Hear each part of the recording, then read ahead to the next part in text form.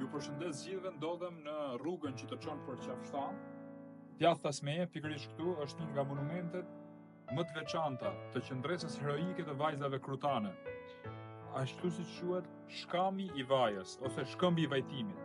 Shkami i Vajës e ka marrë emrin pasi pikërisht në këtë vend, pas vdekjes së Skënderbeut dhe rënies së Krujës në duart e perandorisë osmanëve, 90 vajza krutane nuk pranuan që t'i dorëzoheshin perandorisë osmane, ushtrisë turke në këtë rast, edhe vetë sultanit, dhe u kapën dorë për dorë pikërisht gjatë gjithë kësaj gjatësie që shikoni këtu, dhe vendosën të flijoheshin për të ruajtur pastërtinë e tyre.